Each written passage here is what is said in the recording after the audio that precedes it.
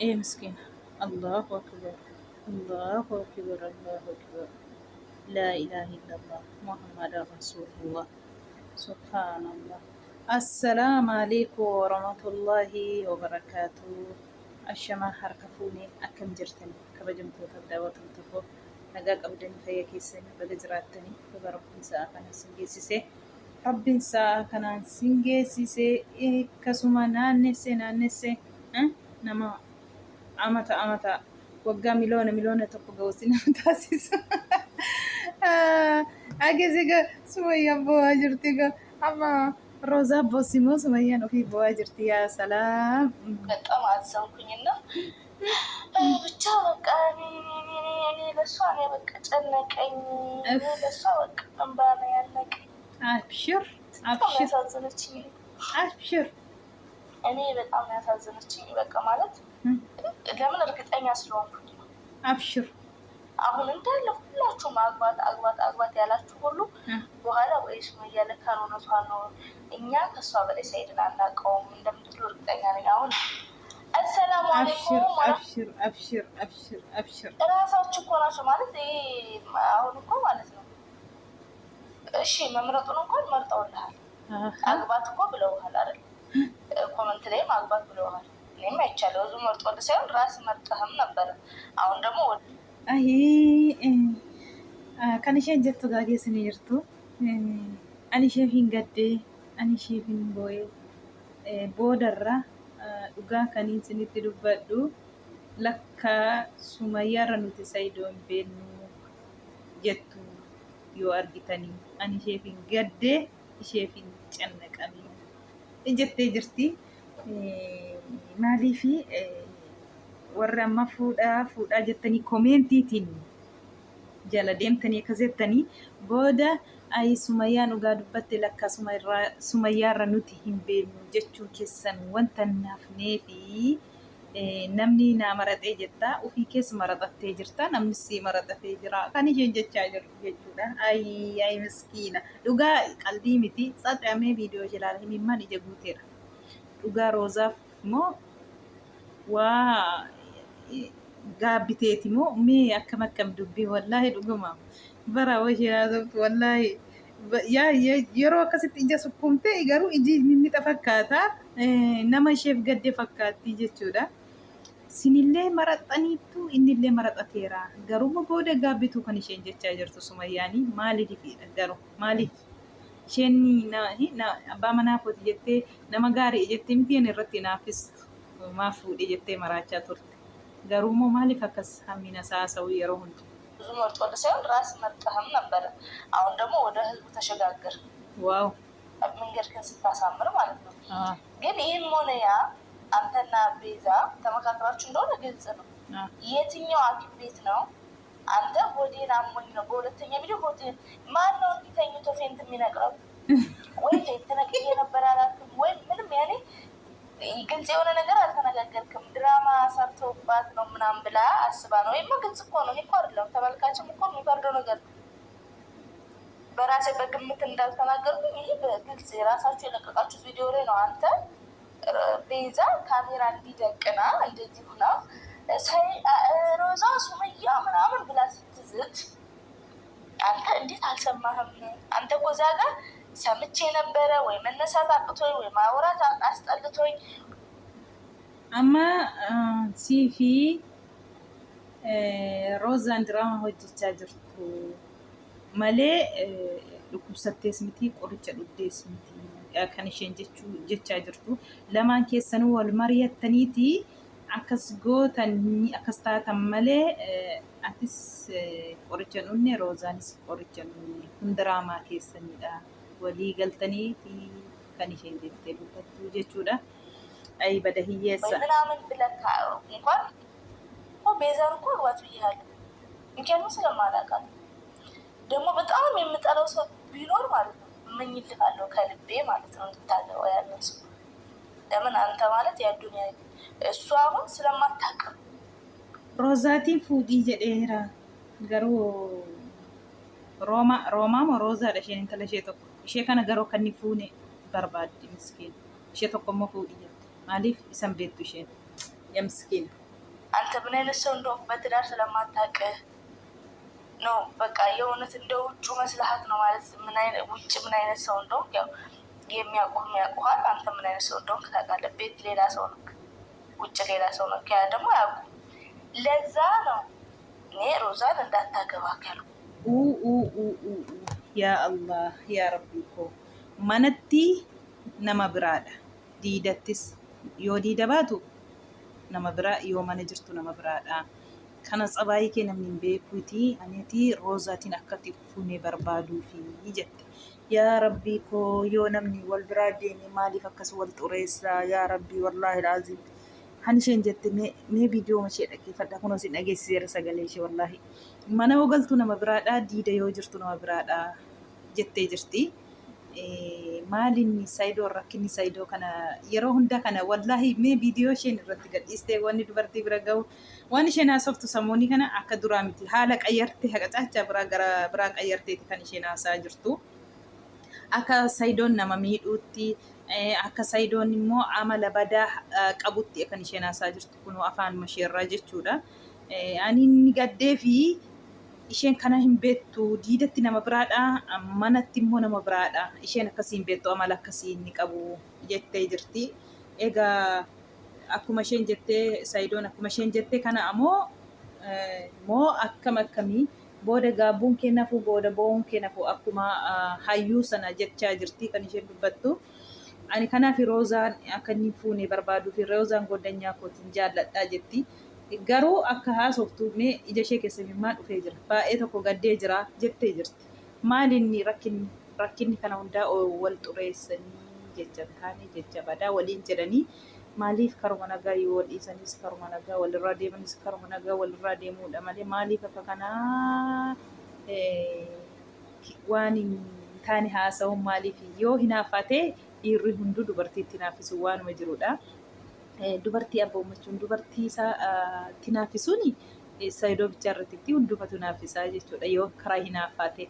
Gara biraa immoo maa inni yaa Sumayyaa maaliin amalli isaa yaa salaam yaa gooftaa guddaa yaa kaaliqul ardii wasama. Dhugaa baay'ee tokko nama gaddisiisa. Yeroo hunda kana samoonii kana akka inni waan badaa nama badaa ta'e haasawaa jirti jechuudha. Yeroo hunda kana irra deddeebitee isa sana nuti hin beeknu isheef rabbitu beeka wallaahi baay'ee tokko nama gaddisiisa. Garuu gizee walirraa deeman akkasii wal fokkisiisuuni ani inni barbaachisan beeku. Kana biraan immoo tamalkaachi akkas nama dhaggeeffatu irratti manatti gara biraadha, diidatti gara biraadha kan isheen jette. Amalli isaanii diidaa fi amalli isaanii manaa tokko miti kan isheen jette. Nama biratti akkasuma ilaalanii namuma gaarii fakkaata. Yoo manatti galummoo amala isaa hin beektu jechaa jirti. Gooftaan rabbiin keeriyaa fidu keerii isin haa godhu jenna waan jennu hin qabnu. Rabbi nuuf haa dhiisu nuufillee wallaahi laazim. Maaliifi subhaanallah wallaahi laazim yaa rabbi ati nu qayyishi. Kana walirra qoshushiisuun maaliif barbaachisee akkuma wal biraa deemu bareedaadha. Amma inni wanta roozaan itti heeruma jettee murteesse jetteef Sumayyaan bo'aa jirti jechuudha. Viidiyoo waraabdee miskiina. Ammoo taansee immoo egaa hayyuun intala har'a taraa waamte kala egaa viidiyoo jalqaba amuun dubbate sana dhageesse yoo kana dhageesse sirraan deemtu jedhee tureeyyuu ani. Amma isheen isa dhaggeeffadheera jettee har'a dhuftee intala fuutee qabdeetti jechuudha.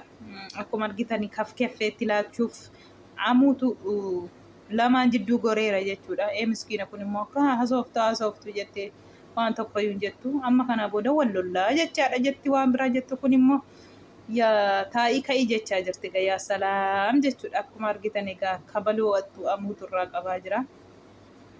Yoon akka jireenya kee ati jibbitutti yoon isin jidduutti bahee fi akkasin of jibbitan sin godheeni akkati jireenya kee jibbitu godheeni sin jidduutti ba'a malee akkasitti sin jidduutti hin bahu jettee jirti. Kun ammallee deebitee dhuftee jechuudha. Qobaatti waamtee jechuudha. Miskiinittiini kana yoo ani gudii sin godheena keetii jettee jirti. Sin lamaan waan tokkoyyuu wal biraa hin qabdanii gooddanyaas miti waan tokkoyyuu miti. Ammoo dhukkuba meeqa qabu beektaa takka saambaa dhukkuba 4 qaba jette subhaanallah. Yaa rabbi kanallee irraa kaasii yoo dhugaa irra jiraate hundaayyuu dhukkuba 4 kanayyuu rabbi keessaa haa buqqisu. Rabbi isaa fayyisuu amuutiini. Afiyaa rabbi sii haa kennu.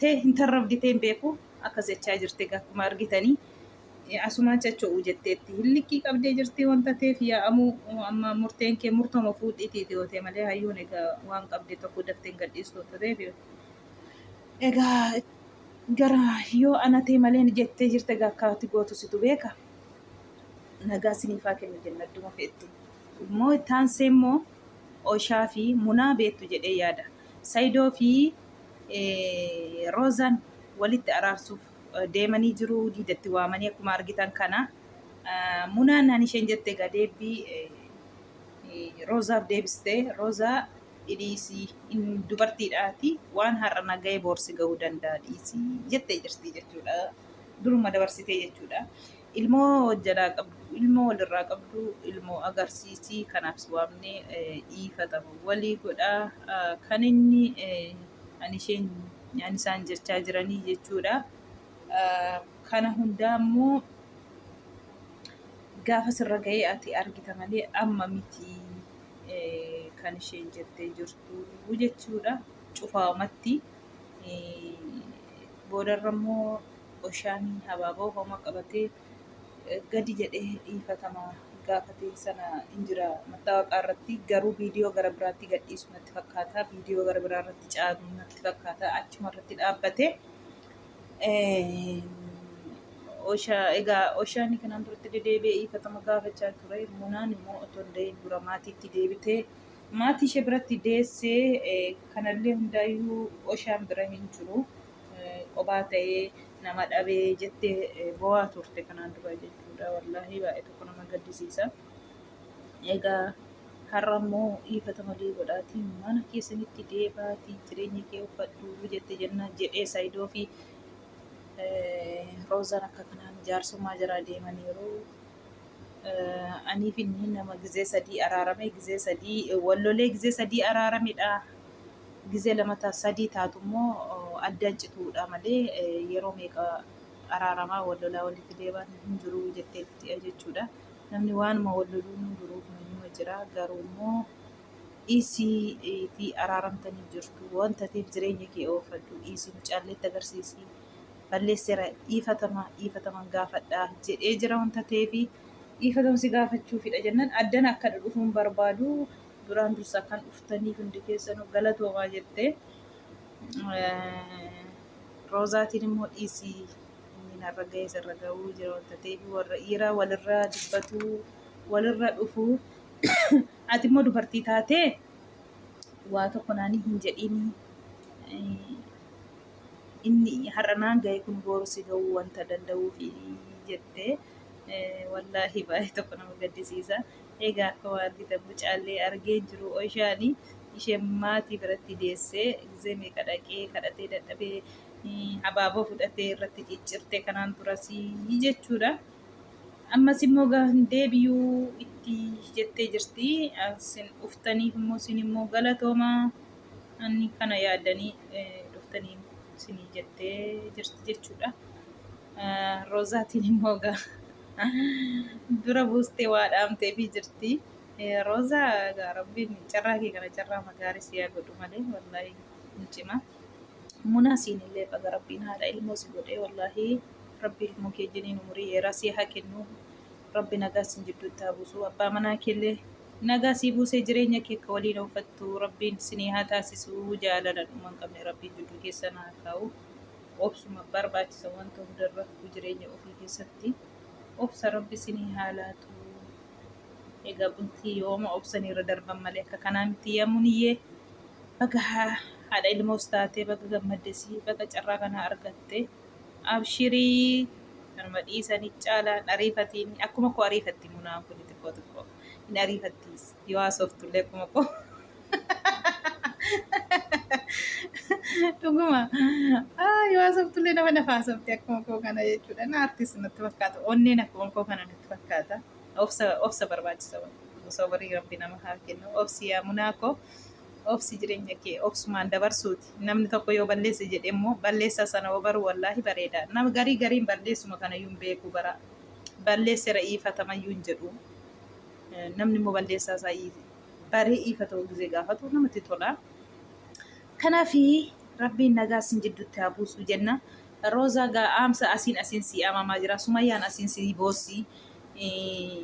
Munaan illee carraan kun si ga'uu danda'a boorsii jettee waliin isaa hin beeknu. Sumayyaan keessumaa gadi fageessitee viidiyoo ishee yoo ilaaltanii jiraattanii dhugaa rabbiin mee ilaala waan isheen jechaa jirtu baay'ee tokko laphee namaa dhukkubsaa haasaa Sumayyaan haasoftu wayii Saayidoo jechuudha. Saayidoon maal akka ta'e nuti hin beeknu rabbitu beeka. Jara lamaantu wal beekaa jechuudha. Tokkoffaa immoo namni goddanyaa ta'ee waliin nyaatee waliin dhugee ollaa ta'ee amala waliin wallaalu isaantu beeka malee nuti gama gamana teenya waan isaan haasaan kana ilaallee haasofna irraa malee rabbi nuuf haa dhiisu waan isaa hin beeknu. Hawwal beeku isaan lamaanii biratti immoo rabbiidha.